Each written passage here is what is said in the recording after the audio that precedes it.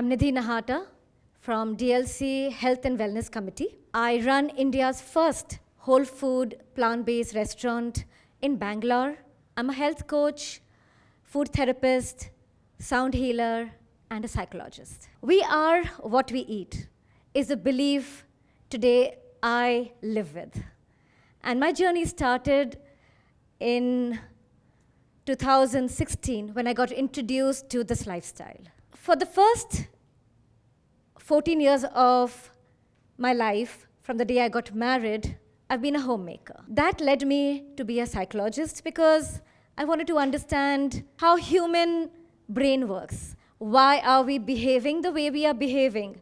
Why are we choosing things what we are choosing? And I really didn't get a lot of answers because I came up with my own personal health issues, which was high cholesterol, migraine, and rosacea. And to find that out, I was asked to take medications by doctor to heal it. But to find that out, I wanted to figure out what is the natural way. There has to be natural food which is going to heal us. And I stumbled upon an organization run by Dr. Nandita Shah. She runs an organization to introduce food as our medicine. And medicine should be our food. This is what I learned under her. They say, right, that when there is something very powerful what you touch upon and there is something which good has happened to you, it cannot just stay with us. It has to roll out from you. It has to pass out from you. And I think this is something what happened with me. And I find myself very fortunate that I am one of the chosen one to actually spread what whole food plant-based means, a lifestyle which means to be compassionate with our own self, love towards the animal, and to care about the planet. So one lifestyle actually touches upon three aspects, which is very, very major in our life. From then on, I have been unstoppable. When I reversed my own cholesterol, migraine, and rosacea, followed by my son's asthma, my husband's acidity, my in-laws lowered their BP and sugar, and my aunt's cancer, and my grandmom's arthritis, and I can go on. This is what magic food can do. Nature has provided everything what our body needs. We are mistaken. We are mistaken that medicines can cure us. Medicines can only prevent or just subside momentarily. What has caused all the illnesses or the diseases is our lifestyle. 80% depends upon the food what we eat, 20% of our sleep patterns, exercise, mobility, and our mindset. So that's just 20%. Let's talk about that 80%, what food is. All this while when I was growing up, being into a vegetarian family, I believed that I'm doing the best because I had cows coming up to my house and I was feeding my children that freshly given milk by the cow. 21 years, my son was suffering with asthma in spite of me taking care, a lot of care with food, making ghee at home, making curd at home. All of these I did at home thinking that I'm doing the best. And I would work very, very hard for the first 21 years of my son's life. He was suffering with asthma. The doctor said that he is genetically, he has this ailment, plus Bangalore. Nidhi, if you can leave Bangalore, that would be the best. It wasn't possible. My husband ran a company which was really old and established, so we couldn't leave Bangalore at all. We accepted asthma and all the other diseases and ailments as a part of a lifestyle. Till I realized and I changed my kitchen into whole food plant-based. So the difference between vegetarian, vegan, and whole food is that vegetarians, like who I was, consume dairy. We didn't have meat. But I have the same ailments what a non-vegetarian would have.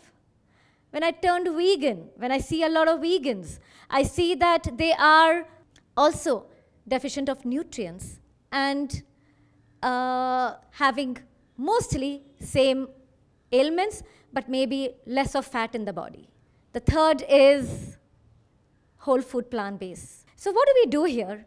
Let me just introduce you what is whole food plant-based. Whole food plant-based means that I definitely eliminate dairy and meat, no honey, no refined products like oil, sugar, and white flour. Anything which is highly processed, no chemicals, and we eat everything in wholesome, like whole pulses, whole grains. We don't process those grains. And we saw a miracle happening. We saw that tremendously my family has improved their health, acidity has disappeared, my skin allergy, which is rosacea, very severe, and I used to be on steroids and sunscreens and whatnot. Today I don't need to use any of those. My son with asthma and my in-laws with BP and sugar.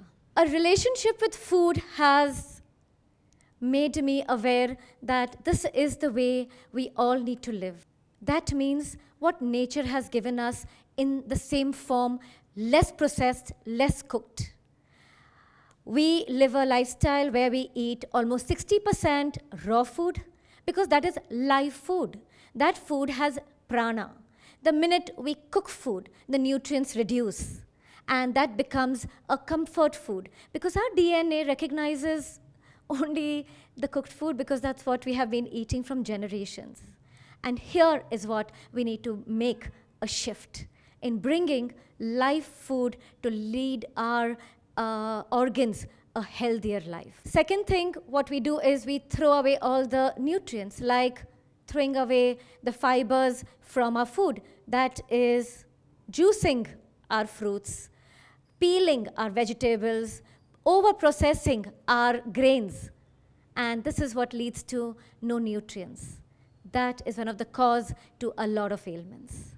Once we stop that, we will see how tremendous nature has given us all the magic in the food. And that's why I call it food is our medicine and medicine should be our food. A lot of people come to me and ask me that we are vegetarians. We do not need to change our lifestyle. We don't eat animals. There's a biggest myth here. And I want to debunk this myth. That means that animal product or dairy product, they both are hormones. We all are made up of hormones. Milk is a hormone. And if we induce animal hormone, that means even dairy products, into human body, which will disrupt with human hormone. That is why vegetarians or non-vegetarians have the same diseases, have the same ailments. I don't see any difference. Even when they talk about B12 in vegetarians, that there is deficiency, that's the biggest myth again. Because vegetarians and non-vegetarians, all the clients who come to me are having the deficiency of B12. B12 is actually produced in the soil, in nature, by the atmosphere. It's a bacteria formed in the soil. So we have to reduce or actually eliminate the animal hormone into our bodies. That's why we need to get into not just vegan, but even whole food plant-based to get a little more healthier. Our birthright is to be healthy. We were born healthy.